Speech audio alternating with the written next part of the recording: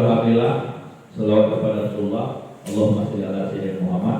Yang saya hormati Bapak Ibu Dewan Guru SMA Negeri Dewasawang, yang saya hormati ibu-ibu staf teknik SMA Negeri Dewasawang, yang pada hari ini adalah kesempatan saya untuk melakukan diseminasi berbagi pemahaman dan pengalaman modul 1.4 budaya positif di depan Bapak Ibu semua.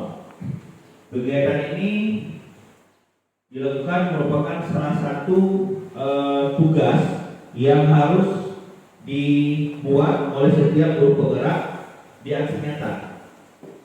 Jadi saya harap kepada Bapak Ibu agar bisa mengikuti kegiatan ini sampai dengan selesai. Baik, dengan judul seperti saya sendiri Zulfikar CIB angkatan 8. Kemudian fasilitator Ibu Yuniar, bukan Yusniar ya. Yusniar nanti pada waktu ini. Ibu Yuniar Purban ini dari Sidoarjo, Jawa Tengah. Kemudian Pak Hermansyah selaku pengajar praktik. Oke Bapak Ibu, kita lihat slide-nya dulu. Perhatikan slide-nya. Di sini ada statement, ya, atau pernyataan. Beda antara pernyataan dengan pertanyaan. Ini statement. Setuju atau tidak? Yang pertama, hukuman dapat mendisiplinkan anak. Yang kedua, memberikan hukuman positif seperti lingkungan kelas, membaca dapat mendisiplinkan anak. Yang ketiga, memberikan penghargaan peningkatan. Gimana menurut Pak Ibu? Oke, terpakai semua. Lain? Ada? Bapak Ibu, ketiga ini gimana? Oke. Oke, terima kasih Pak Edi. Pak Edi setuju lain? Setuju. Oke. Lain ada satu lagi tentang statement ini.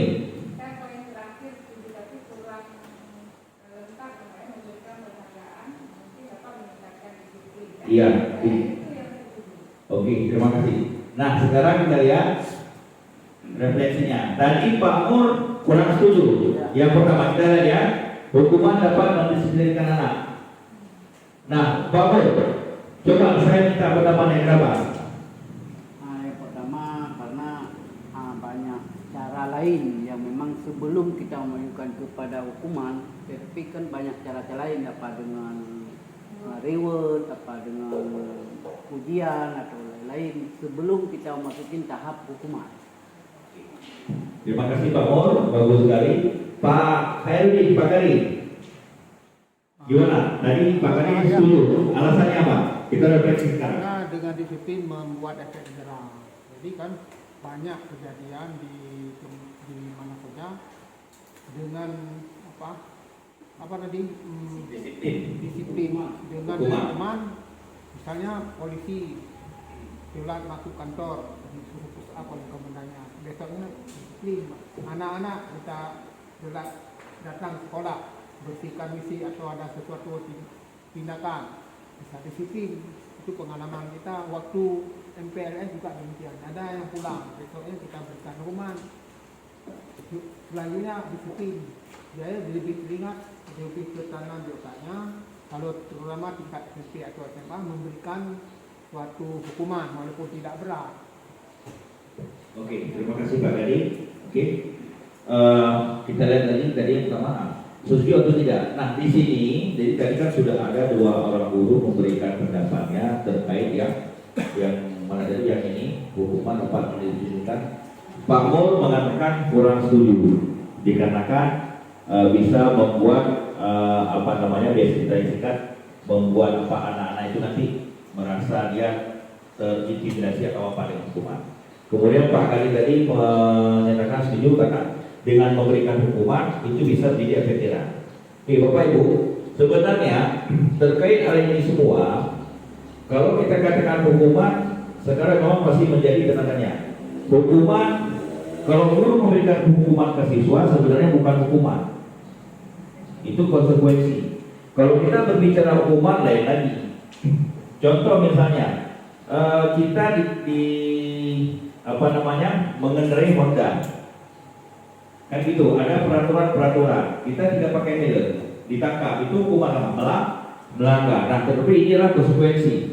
Nah, satu sisi yang dikatakan oleh Pak Muradi benar, satu sisi dikatakan oleh Pak Kadi juga benar. Intinya apa? Bisa menjadi efek jerah bagi para siswa yang tidak ingin melaksanakan disiplin.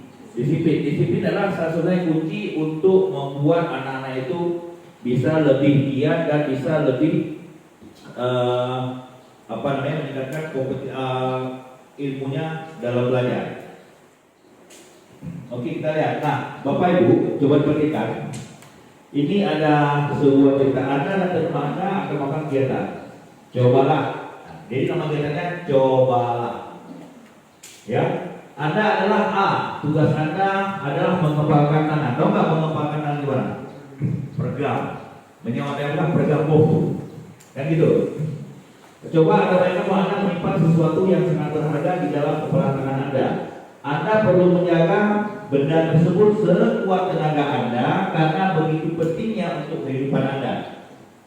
Tugas B atau rekan Anda mencoba dengan segala cara untuk membuka kepala tangan Anda. Teman Anda B boleh mengujuk, menghadik, mengintimidasi, memarahi, menggoda, menggelitik, bahkan menawari Anda uang agar Anda bersedia membuka kepala tangan. Yang pertama. Nah, cobalah melakukan kegiatan coba buka di atas dengan B secara bergantian. Masing-masing ada B memiliki waktu 30 detik. Sesudah itu diskusikan kegiatan ini dan coba jawab pertanyaan di bawah ini secara mandiri. Diskusikan dengan rekan Anda, bandingkan jawaban Anda. Apakah berbeda atau sama? Bila berbeda, kira-kira bagaimana? Itu.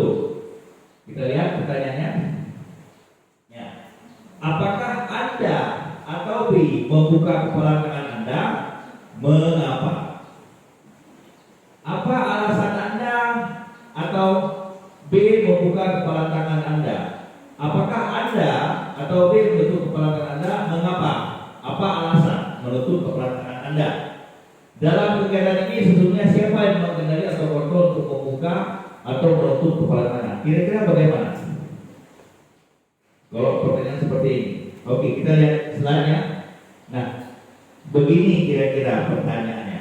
Begini kira-kira jawaban. Ya, jawabannya begini kira-kira. Karena otomatis kalau ditanyakan tadi pasti berbeda jawabannya. Pak Azhari berbeda, Ibu Fauza berbeda, Pak Yasir berbeda, Pak Murdani berbeda, Bu Zuria, Pak Kadi, dan semua Bapak itu berbeda jawabannya. Ini kemungkinan Bapak Ibu.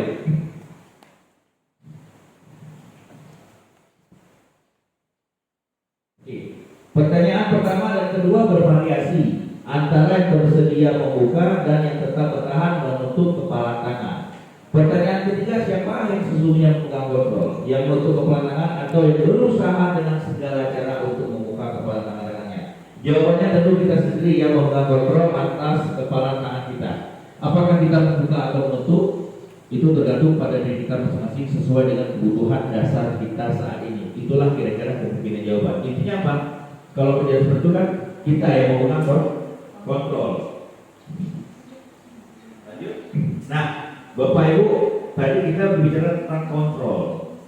Beberapa miskonsepsi tentang makna kontrol. Yang pertama, ilustrasi guru mengontrol murid. Yang kedua, ilusi bahwa semua permuatan positif atau rujukan efektif dan bermanfaat. Yang ketiga, bahwa kritik dan membuat orang merasa bersalah dapat membuahkan karakter. Kemudian ilusi bahwa orang dewasa memiliki hak untuk memaksa. Ini adalah beberapa miskonsepsi tentang kontrol yang harus kita ketahui. Nah, sekarang kita balik yang namanya lanjut dengan budaya positif. Nah, budaya positif apa? Nilai-nilai, keyakinan dan kebiasaan di sekolah yang berpihak kepada murid agar dapat berkembang secara baik, saling menghormati, bertanggung jawab dan mandiri. Inilah dia yang dikatakan dengan budaya positif. Yang nantinya pada saat kita mengikuti guru penggerak ini di modul 1.4 itu dijelaskan semua tentang budaya positif. Nah, inilah Bapak Ibu contoh daripada budaya positif di sekolah. Salah satunya ini praktek sholat yang ada di dalam di sekolah. Ini keyakinan kelas, ini bukan kita, tapi salah satu. Nah mungkin kita baru menyadari bahwa salah satu budaya positif adalah melakukan keyakinan kelas. Kemudian yang ini adalah pada saat kita sedang melakukan pertemuan atau memberikan pengajian. Ini salah satu budaya positif. Nah Bapak Ibu khususnya ini nantinya saya berharap Bapak Ibu di kelas bisa menerapkan seperti ini. Yang mungkin nantinya kita belum nggak tahu, kurang tahu, ya. Oke, next. Nah, makna kata disiplin. Kita sering mendengar disiplin. Maknanya kita nggak tahu disiplin apa. Ya kita tahu kamu harus disiplin. Nah, di sini kita lihat ketika mendengar kata disiplin, apa yang terbayang di benak Anda? Kebanyakan orang menghubungkan kata disiplin dengan kata tertib. Ini saya terangkan. Teratur dan kepatuhan pada peraturan atau hukuman serta adanya ketidaknyamanan. Nah, berdasarkan makna kata ini, Bapak Penyelidikan Ki Hajar Dewantara Mahfud Dayen mengartikan disiplin sebagai bentuk kontrol diri.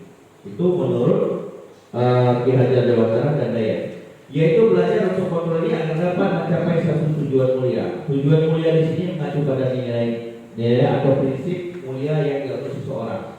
Kita namakan nilai-nilai tersebut sebagai nilai kebajikan atau virtus yang universal. Nah, ini makna daripada kata disiplin.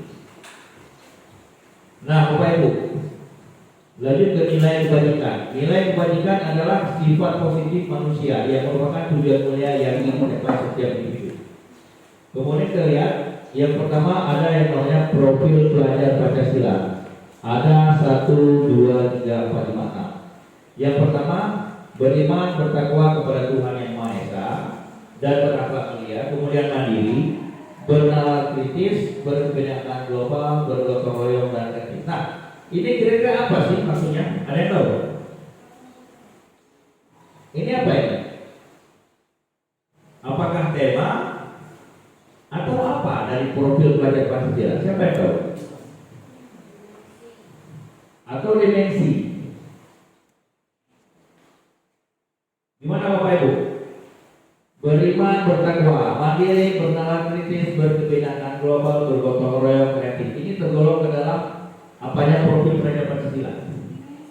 Dimensi profil pelajar Pancasila. Oke, di sekolah kita juga sudah kita terapkan ya. Next. Nah, kemudian yang kedua adanya IPO, Primary Years Program. Sikap poinnya bagaimana? Yang pertama, toleransi. Kemudian menjaga rasa integritas, mandiri, menghargai, antusias. Yang ketujuh, keingintahuan, kreativitas, kerjasama, percaya diri, komitmen, dan yang penting. Ke-12 ini mungkin ada dimiliki oleh sikap murid kita di sekolah. Nah, kemudian ada lagi namanya 9 pilar karakter Indonesian Heritage Foundation. Yang pertama, cinta Tuhan dan segenap ciptaannya. Yang kedua, kemandirian dan tanggung jawab, kemudian kejujuran atau amanah, diplomatis, hormat dan santun, dermawan, suka menolong dan gotong royong. Bukan royong ya, tingginya. Oke, kemudian percaya diri, kreatif dan bekerja keras, kepemimpinan dan keadilan, baik dan hati, toleransi, kedamaian dan kesatuan. Ini adalah tentang 9 pilar karakter. Kemudian long life guide, petunjuk sumber hidup dan keterampilan. Nah, di sini kita lihat ada dua, ada yang namanya petunjuk hidup dan ada yang namanya keterampilan hidup. Harus kita ketahui. Nah, kalau keterampilan hidup, dia dapat dipercaya, tidak merendahkan orang lain, lurus hati, memberikan yang terbaik dari diri dan pendengar yang aktif. Inilah keterampilan hidup. Ya, Bapak Ibu, kita harus tahu keterampilan hidup dan petunjuk hidup. Petunjuk hidup, peduli, keberanian, penalaran, keingintahuan dan bekerja sama. Nah, ini dia, The Virtus Project, proyek nilai-nilai kebajikan. Ada 1, 2, 3, 4, 5. Jadi inilah, ini Virtus Project atau proyek nilai-nilai kebajikan. Peduli, rajin, integritas, serta hormat. Nah, kita masuk ke dalam yang namanya motivasi perilaku manusia. Dayen Gosen menyatakan ada 3 motivasi perilaku manusia. 3 Bapak Ibu. Yang pertama, untuk menghindari ketidaknyamanan atau hukuman. Yang kedua, untuk mendapatkan imbalan atau penghargaan dari orang lain. Yang ketiga, untuk menjadi orang yang mereka inginkan dan menghargai diri sendiri dengan nilai-nilai yang mereka percayai. Ini adalah 3 motivasi perilaku manusia. Ini nanti Bapak Ibu akan kita lihat secara berikutnya tentang pertanyaan yang akan ditanyakan. Jadi kita tahu ini 3 perilaku manusia. Nah, tujuan dari disiplin positif adalah menanamkan motivasi pada murid kita, yaitu untuk menjadi orang yang mereka inginkan dan menghargai diri sendiri dengan nilai-nilai yang mereka percaya. Ketika murid kita memiliki motivasi tersebut, mereka telah memiliki motivasi intrinsik yang berdampak pada jangka panjang, motivasi yang tidak berpengaruh pada adanya hukuman atau hadiah. Mereka akan tetap berperilaku dan berlandaskan nilai kebajikan karena mereka ingin menjadi orang yang menjunjung tinggi nilai yang mereka hargai. Nah, Bapak Ibu, kita bercermin sedikit, bercermin diri, walaupun di sini kita nggak ada cermin. Yang pertama, bila di sekolah Anda tidak ada peraturan yang mengharuskan guru datang tepat waktu. Bapak Ibu, bercermin ya, perhatikan. Ini contoh sekali. Bila di sekolah Anda tidak ada peraturan yang mengharuskan guru datang tepat waktu dan tidak ada surat teguran bagi guru yang datang terlambat dan tidak ada atasan yang memuji Anda, apakah Anda tetap datang tepat pada waktu untuk mengajar murid Anda?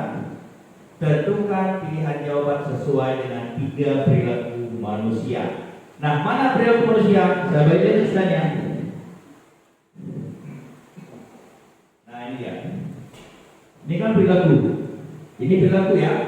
Ingat, menghindari ketidaknyamanan, mendapat imbalan penghargaan, menjadi orang yang ingat atau menghargai diri sendiri dengan nilai yang mereka percaya. Oke, ketiga tadi. Nah, kita bercermin Bapak Ibu. Kira-kira bagaimana jawabannya? Menurut Anda. Nah, kita masuk. Menurut Anda. Kita sekarang bercermin. Dari ketiga motivasi tadi, ya kan? Manakah yang saat ini paling banyak mendasari murid Anda di sekolah? Yang mana? Kita tadi kan ditanya perilaku. Sekarang kita boleh ke murid mana? Yang paling banyak? Pak Zahir? Anak-anak satu. Oke, kita lihat. Nah, ini. Anak-anak sah? Pak Zahir satu. Oke. Bapak Ibu jelas ya, kenapa ya? Menghindari hukuman, tidak nyaman, mendapat imbalan, menjadi orang yang mereka inginkan. Oke, tadi Pak Jahir katakan kalau yang ini jawaban nomor 2 satu. Sedangkan kalau jawaban nomor 1 bagaimana? Kira-kira untuk Bapak Ibu.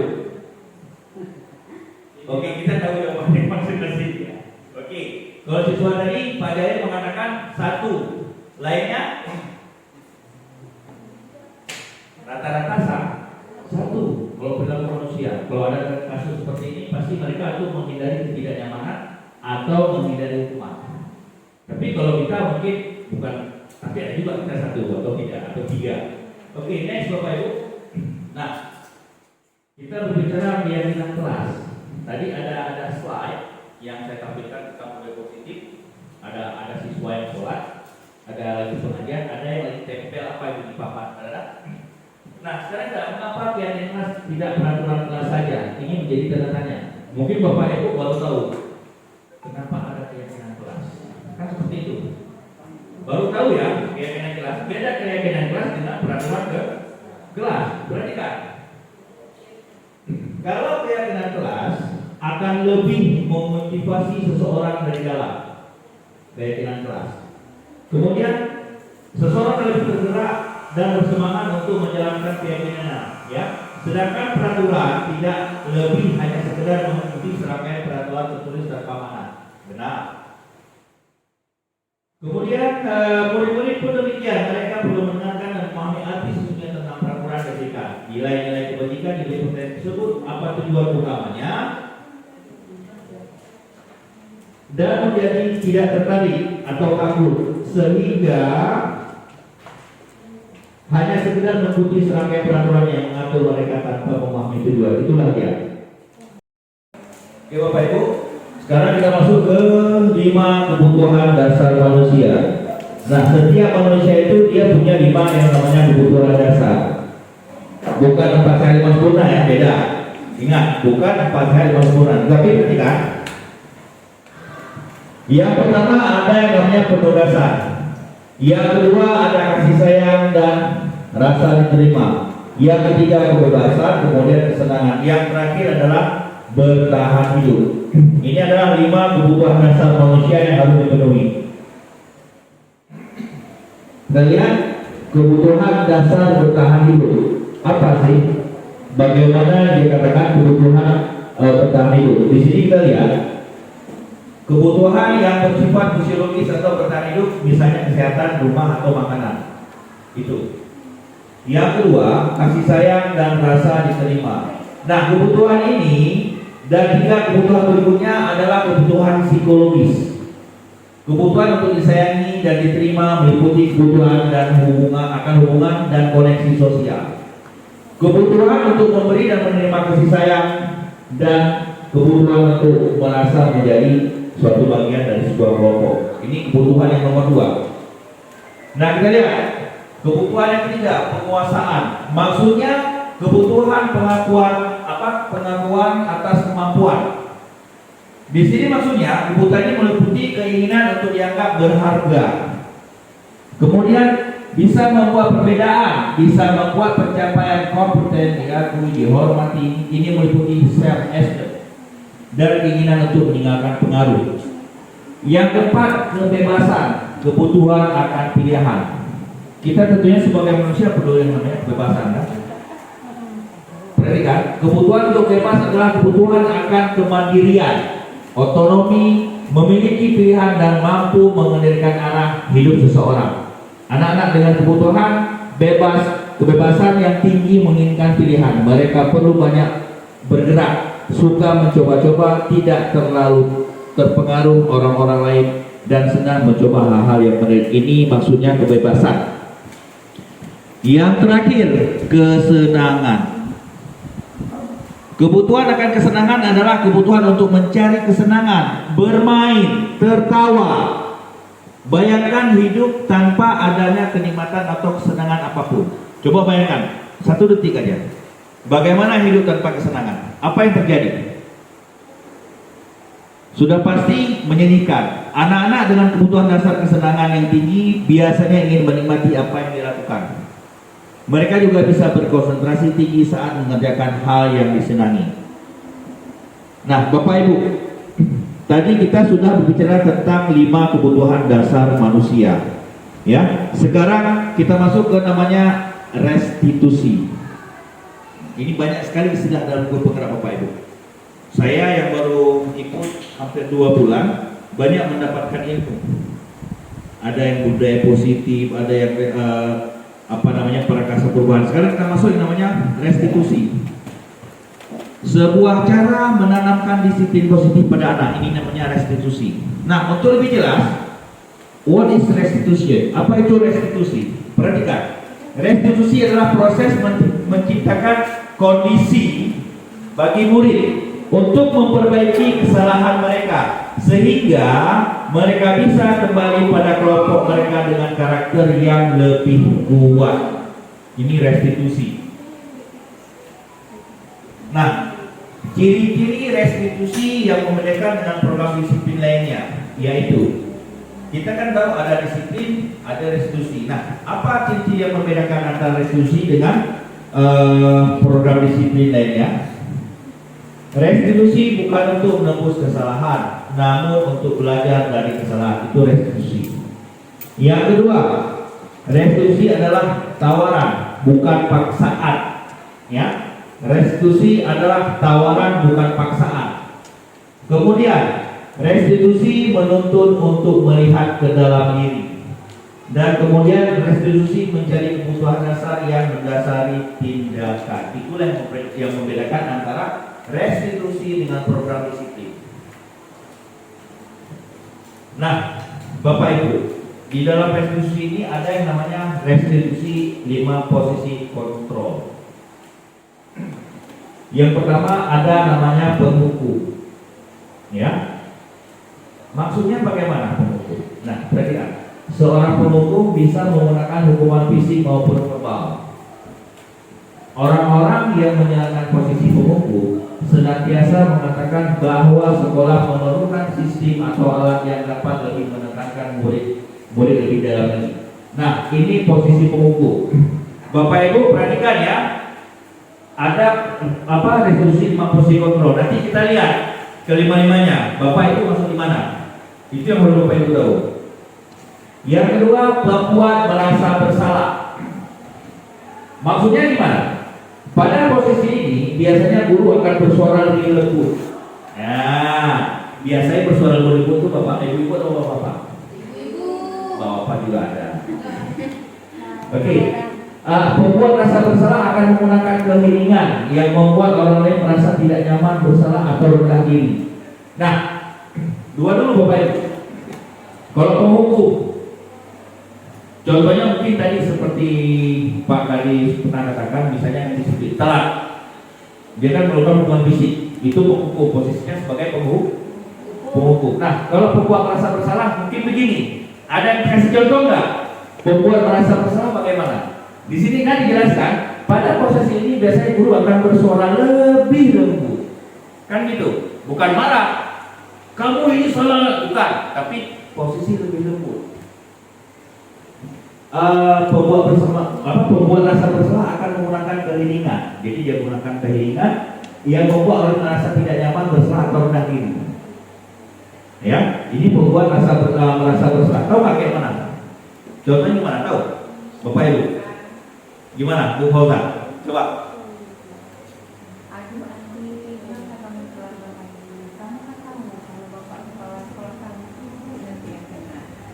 Iya, itu contoh salah satu pembuat masalah dengan menggunakan kita keheningan seperti yang Bu Fauza katakan tadi. Oke, terima kasih Bu Fauza.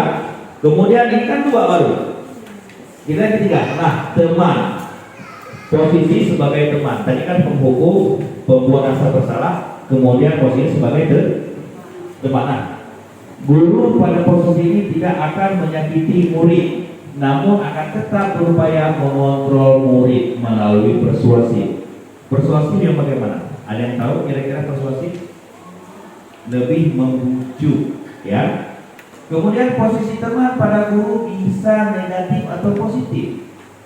Positif di sini berupa hubungan baik yang terjadi antara guru dan murid. Negatif, bagaimana? Guru di posisi teman menggunakan hubungan baik dan humor mempengaruhi seorang. Itu yang positif. Yang negatif bagaimana? Ia bertolak belakang dengan pernyataan ini kan, tentunya kan. Oke, kemudian yang keempat, ada yang namanya pemantau, Bapak Ibu. Mungkin Bapak Ibu baru tahu, ya baru tahu. Saya pun baru tahu. Pak Zayad dan Bapak mungkin sudah tahu, ya. Perhatikan, pemantau. Maknanya, maksudnya di sini, memantau berarti mengawasi. Kita sering memantau, mengawasi. Pada saat kita mengawasi, kita bertanggung jawab atas perilaku orang-orang yang kita awasi. Posisi pemantau berdasarkan peraturan dan konsekuensi dengan menggunakan sanksi atau konsekuensi. Kita dapat memisahkan hubungan pribadi kita dengan murid sebagai seseorang yang menjalankan posisi pemantau. Nah, di sini lihat, di sini ya yang saya tembak. Kita dapat memisahkan hubungan pribadi kita dengan murid. Maksudnya di sini bagaimana? Ada yang tahu? Ada yang tahu? Ini Ibu saya tembak. Maksudnya bagaimana? Memisahkan hubungan pribadi kita dengan murid. Maksudnya bagaimana? Ada yang tahu? Ada yang tahu? Contoh, misalnya saya menyempurnakan di sini, kan seperti itu. Nah, kita harus bisa memisahkan diri dulu hubungan pribadi kita dengan si murid. Karena kenapa? Kalau seandainya kita nanti membawa seperti itu, akhirnya posisi kontrol ini nggak akan berguna, nonsense nggak berguna terjadi. Oke, kemudian yang terakhir. Posisi terakhir ini ada yang disebut dengan manajer, Bapak Ibu. Nah, maksudnya ya, posisi di mana guru berbuat sesuatu bersama dengan murid, mempersilahkan murid mempertanggungjawabkan perilakunya, mendukung murid agar dapat menemukan solusi atas kesalahan permasalahannya sendiri. Ini sebagai manajer dalam posisi resolusi posisi 5 posisi kontrol. Nah, Bapak Ibu, Kita lihat segitiga restitusi. Nah, segitiga restitusi ini dia punya 3. Yang pertama adalah validasi tindakan yang salah, yang paling utama. Kita validasi dulu dalam segitiga restitusi. Setelah itu baru kita menstabilkan. Setelah itu baru menanyakan keyakinan 3 itu. Nah, tentu punya alasan mengapa melakukan. Adakah cara lebih efektif untuk mendapatkan apa yang dibutuhkan? Ini adalah validasi tindakan. Kemudian setiap orang pasti pernah melakukan kesalahan. Kamu bukan satunya melakukan kesalahan. Ini kita stabilkan. Kemudian menanyakan keyakinan rasa apa yang disepakati. Kemudian kamu ingin menjadi orang seperti apa? Pada intinya Bapak Ibu, segitiga restitusi ini ada di 3. Yang pertama, validasi tindakan yang salah. Memvalidasi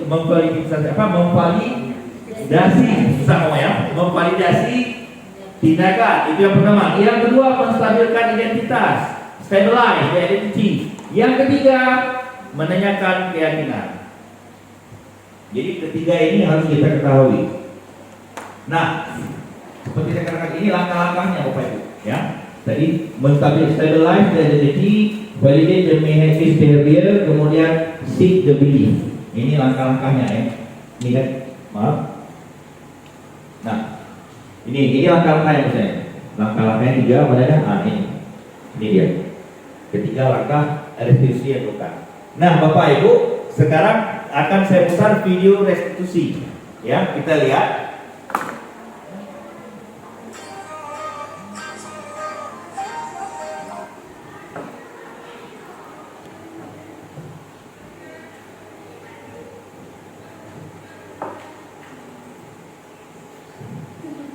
Oke Bapak Ibu, ini suara agak kecil. Suaranya agak kecil.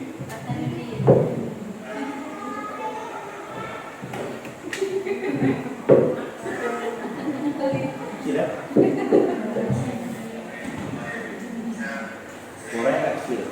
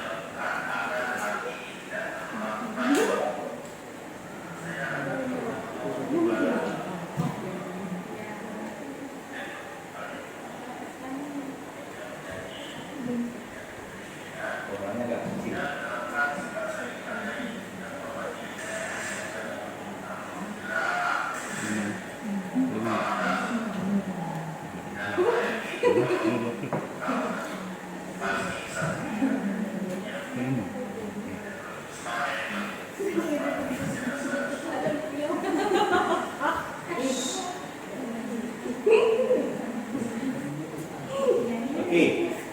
Nah, Bapak Ibu yang terhormat, itu tadi adalah salah satu video restitusi yang yang saya lakukan pada saat melakukan salah satu tugas dalam kegiatan guru penggerak. Nah, kita lihat.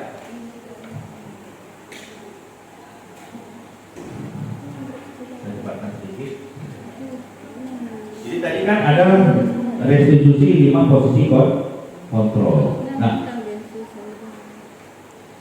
ini sebenarnya kasus kedua yang saya lihat.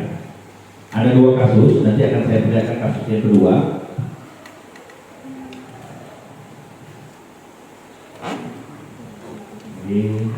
Oke. Ini saya harap Bapak Ibu paham yang dijelaskan tadi. Oke, sudah tadi sudah. Ini. Nah, ini ya.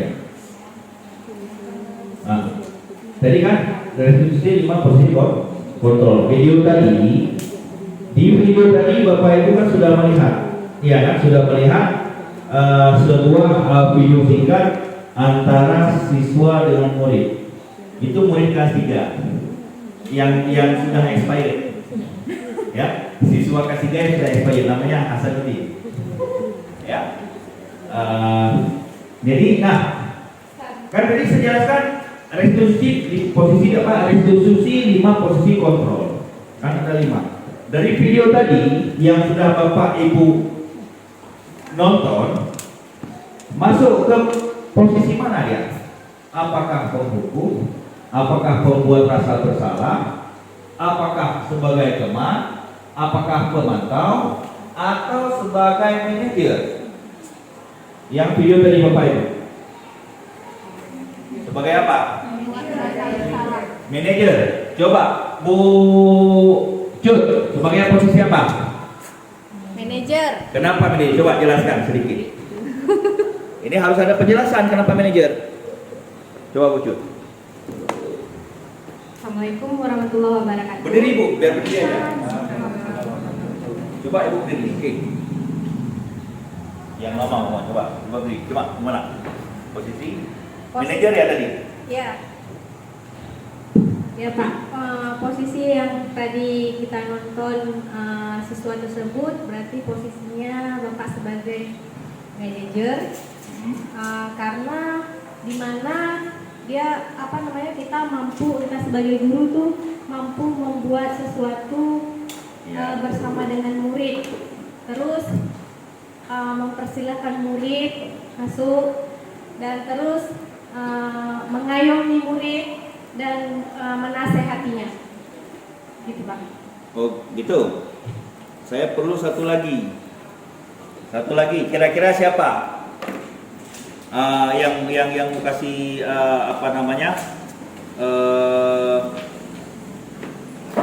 pendapat. Coba Pak Zahir. Bismillahirrahmanirrahim. Terima kasih atas kesempatan. Posisi kontrol tadi yang terjadi itu pada posisi manajer, di mana kepala sekolah melakukan restitusi dengan salah seorang siswanya yang melakukan kesilapan. Dalam proses diskusi ini, kepala sekolah menggali informasi dari siswanya kenapa dan mengapa melakukan hal demikian, sehingga secara umum kepala sekolah mendapat informasi utuh kenapa hal itu bisa terjadi, sehingga si siswa berani menyampaikan alasannya, kemudian juga berani menyampaikan semacam tanggung jawab apa yang mesti dia lakukan untuk bisa kembali kepada komunitasnya, dan dia kembali lagi dalam teman-temannya dalam kondisi yang tidak merasa malu, akan tetapi dengan penuh tanggung jawab, dan dia bisa bergabung dengan teman-temannya lagi dalam kondisi yang sangat sudah selesai dari masalahnya. Sehingga ini bagian daripada manajer. Kepala sekolah tidak menyalahkan, kemudian kepala sekolah juga tidak menyatakan bahwa yang dilakukan ini sangat buruk sekali, tetapi dengan tetap memperhatikan kaidah-kaidah dalam melakukan restitusi tersebut. Demikian, terima kasih. Assalamualaikum warahmatullahi wabarakatuh. Kita berikan aplaus Pak Zahir. Terima kasih Pak Zahir atas pendapat respon. Nah, Bapak Ibu tadi kan kasus pada kasus kedua ya, iya kan?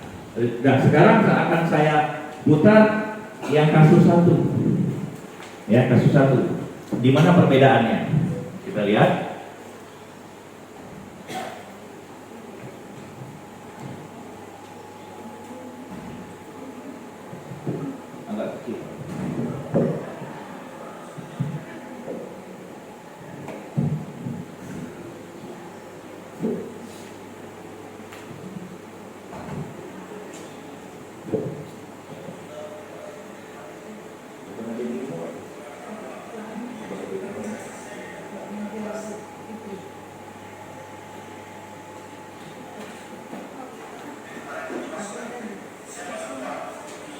Oke, perhatikan Bapak Ibu videonya.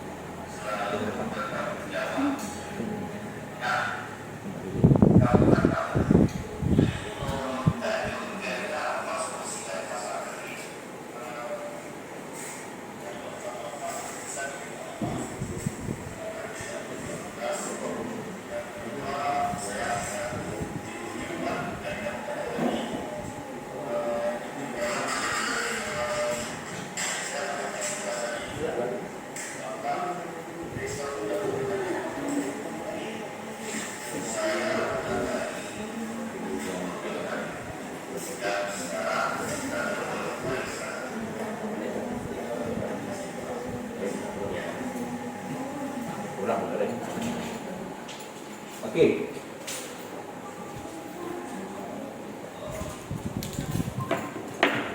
Oke Bapak Ibu, videonya sudah. Ini dua-dua tentang kasus. Kira-kira posisinya seperti apa? Seperti apa posisinya ini? Apakah sama seperti tadi atau bagaimana? Posisinya? Enggak, kan 5 posisi kontrol. Suara ketiak, oke, karena suara ketiak.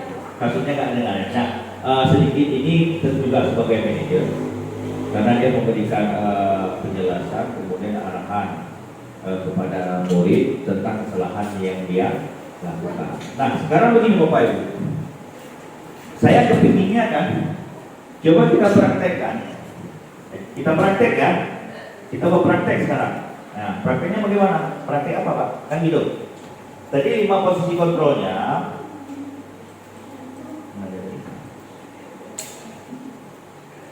Kan ada 5. Yang pertama sebagai penghukum, iya kan? Yang pertama sebagai penghukum. Diperhatikan. Oke.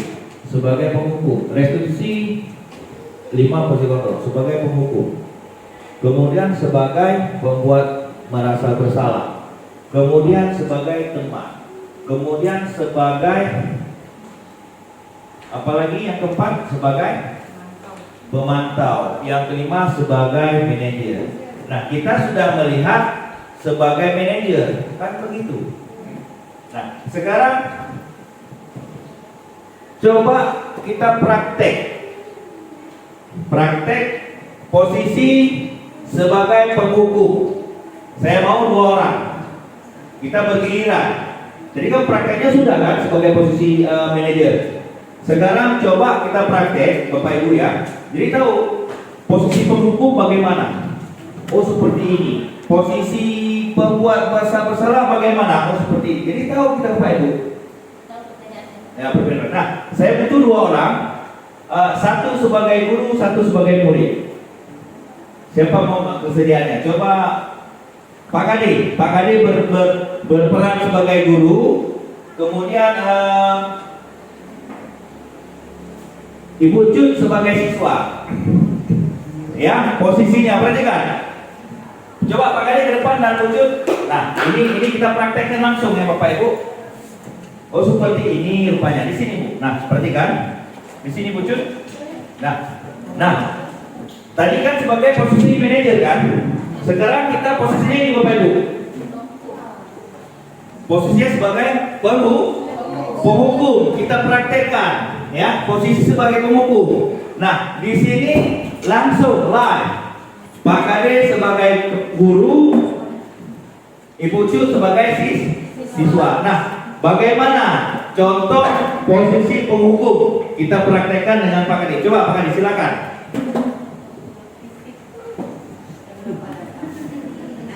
Ini prakteknya ya. Masalahnya telat atau apa? Jadi Bu Cut ini sebagai siswa yang telat. Jadi Pak Kade posisinya sebagai penghukum. Di sini Pak Kade perhatikan. Penghukum, jadi seorang penghukum menggunakan hukuman fisik atau verbal. Jadi hukuman fisiknya ece aja lah, jangan asli. Jangan nanti kamu mau posap, jangan posap. Jadi ece. Pura-pura, ya. Menjelaskan posisi penghukum senantiasa menekan bahwa sekolah memerlukan sistem atau alat yang dapat lebih menekankan murid lebih dalam lagi. Maksudnya begini. Ibu Cut ini sebagai siswa, dia bandel kemudian bermasalah atau telat, sering telat datang. Kita kan sebagai guru kalau telat kan ada 5 posisi kontrol kan? Ya. Tadi hukuman, dia pergelenyo, dia posa, doinyo, segala macam kan seperti itu. Nah, coba Pak Kade berperan sebagai penghukum. Enggak, penghukum. Pertama, Pak Kade sebagai guru posisinya sebagai penghukum. Nah, kemudian melakukan hukuman fisik. Nah, hukuman fisik bagaimana? Salah satunya push up, squat jump, lari keliling lapangan. Nah, coba Pak Kade praktekkan. Anak ini. Nah, Kamu. Kami ini sudah sering terlambat masuk sekolah kita jam 7.45. Masa kamu jam 8 baru sampai sekolah? Yang mana ini hukumannya? Berpindah ya. Kalau tidak itu bagaimana juga supaya kami harus sering-sering datang cepat sekolah. Ini kan sekolah kita maksudnya jam 7.45. Jam 8. Apa sih ini aja pada nge-WC Apa juga bersih ruang guru ya. Nah, bersih ruang guru yang rapi dan jangan diulangi lagi. Ya, Pak. Oke, terima kasih. Nah, Bapak Ibu, itu adalah salah satu. Terima kasih Pak Kade, silakan menjawab. Nah, itu adalah salah satu posisi penghukum ya, dari segi 3 diskusi sebagai posisi penghukum. Nah, terkadang sebagai penghukum kita tidak mesti harus berkata kasar. Itu perlu diingat. Ya, jangan kamu sering kali telat. Contoh, ya, berapa kali Bapak bilang, ini kamu sekarang harus bersihkan WC, harus keliling lapangan, push up, squat jump. Nah, itu posisi penghukum. Tapi kita kalau bisa jangan menggunakan posisi seperti itu. Bisa membuat siswa kita itu mentalnya down. Nah, artinya itulah banyak apa itu? Contoh. Oke, Bapak Ibu, terima kasih. Nah, sekarang yang kedua, kita lihat pembuat merasa bersalah. Nah, kita juga praktek Bapak Ibu. Masa begini ya? Ini kan kita sudah tahu bahwa restitusi adalah apa tadi restitusi? Masih ingat apa yang tadi restitusi? Bu Fauzan?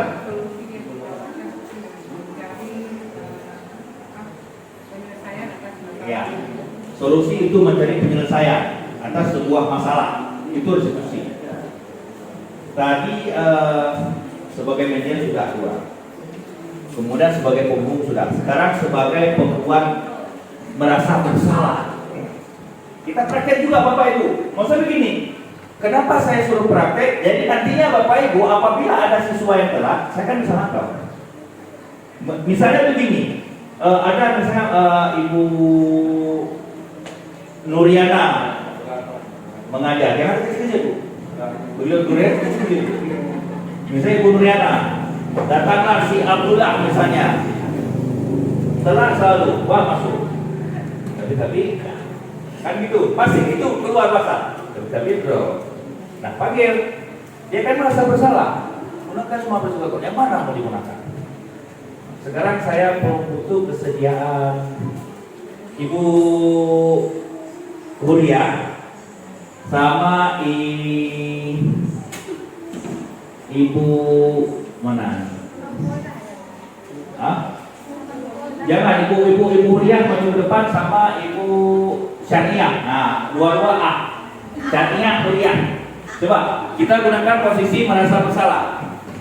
Ya, kasusnya sama seperti tadi. Ingat ya, kasusnya adalah siswanya Ibu Syania ini selalu telat dan tidak mengumpulkan tugas. Itu kasus ya, ingat kasus Ibu Syania, siswa yang telat dan tidak pernah mengerjakan tugas. Nah, Ibu Huria sebagai guru mana? Coba gunakan posisi ini. Ya, Ibu Huria. Jadi biasa kan begini. Kenapa saya panggil Ibu Huria sebagai model? Ini ya Bapak Ibu. Pada posisi ini biasanya guru akan bersuara lebih lembut. Salah. Coba diperhatikan Ibu sebagai guru, Ibu Syariah sebagai siswa.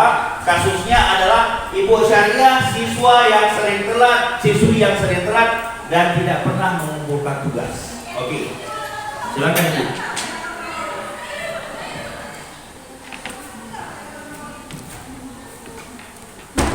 Kenapa kamu sering telat? Itu nggak pernah buat PR. Kalau kamu gini terus, nanti kita sama-sama dilaporkan ke kepala sekolah. Yang ada bisa dipanggil nanti ke kepala sekolah.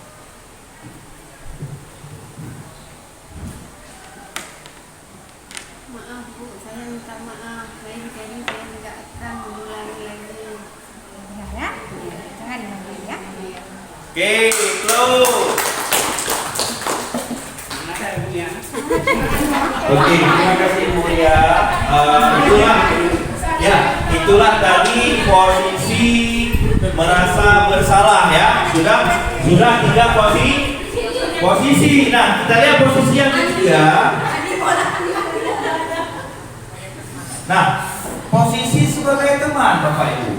Nah, sekarang posisi sebagai teman. Nah, sekarang saya mohon kesediaan Pak Azahir dengan Pak Yasir.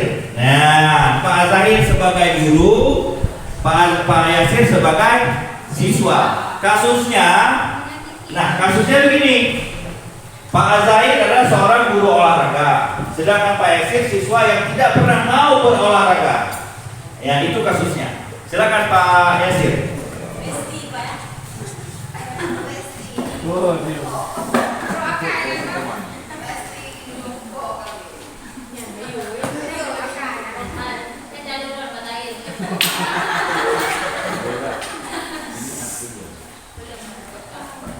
Namanya siapa ya? Namanya Yasir aja. Yasir aja, boleh. Yasir boleh. Yasir jadi nggak mau. Nah, Yasir tidak pernah mau ikuti pelajaran olahraga. Lalu dia kabur. Oke. Posisi teman. Yasir, kamu selalu nggak mau ikut pelajaran Bapak. Ini nanti kalau kawan-kawan teman-teman ikut gimana? Akhirnya kita nggak bisa belajar kimia, semua melarikan diri. Nah, ini Yasir itu mana nih datang Yasir? Maaf Pak, kalau saya ikut olahraga capek Pak. Tapi ingat Pak, Pak, saya mau Pak yang di depan adem aja Pak, biar nggak kepanasan Pak. Oh ya, yang namanya tugas tetap di lapangan Yasir. Yasir fungsinya tugas bukan dalam ruangan. Sesekali kalau kita di bawah pohon boleh. Cuma harus ingat karena tugas di lapangan voli, lapangan bola tetap harus panas-panas untuk menambah energi kita juga Yasir. Gitu ya. Jadi Yasir kedepannya jangan lagi lari atau tidak datang ke sekolah ketika pelajaran kimia. Nggak enak sama kawan yang lain. Nah, Yasir rajin satu lagi. Masa rajin satunya nggak ikut pelajaran kimia. Itu diingat Yasir. Saya ingat ya. Baik, terima kasih Yasir. Kembali ke tempat kelas yang lain. Oke, terima kasih tadi kita Ya, Bapak Ibu, tadi ya kita sudah melakukan praktek atau bermain peran, bermain peran terkait masalah restitusi 5 posisi kontrol. Ya, jadi Bapak Ibu di sini kan sudah paham 5 posisi kontrol apa posisi Bapak Ibu sebenarnya. Nah, pada saat nantinya Bapak Ibu mulai mungkin besok atau Senin depan mungkin sudah bisa kita terangkan budaya ini di sini. Ya, lagi pula kita di sini sudah ada 2 orang alhamdulillah. Jadi bisa kita terangkan. Nah, yang terakhir pemantau. Posisi pemantau di sini, memantau berarti mengawasi. Saya rasa kalau posisi memantau ini tidak perlu adanya bermain peran. Kita cuma memantau saja. Nah, perhatikan. Memantau berarti mengawasi. Nah, pada saat kita mengawasi, kita bertanggung jawab atas segala perilaku orang-orang yang kita awasi. Posisi pemantau berdasarkan pada peraturan dan konsekuensi. Dengan menggunakan sanksi atau konsekuensi, kita dapat memisahkan hubungan pribadi kita dengan murid sebagai salah satu menjalankan posisi pemantau. Di sini pemantau ya. Misalnya begini Bapak Ibu, kita kan sering dalam di sekolah ini misalnya jam istirahat lah misalnya. Kita istirahat jam 10.30 anak-anak di sana. Nah, begitu kita lihat waktu jam 10.30 istirahat, masuk jam 10.45. Siswa kita jam 10.48 masih di luar, duduk di situ. Nah, kita di sini kan kita lihat buka belakang ini kita mau. Nah, dalam hati kecil itu namanya kita memantau. Nah, kelima posisi ini Bapak Ibu. Jadi saya rasa di sini sudah paham ya, sudah mengerti ya bahwa Bapak Ibu mungkin nantinya pernah, saya pernah melaksanakan kelima-limanya ini. Tapi kita nggak tahu kalau namanya ini adalah restitusi 5 posisi kontrol. Kan itu kuncinya. Nah, Bapak Ibu,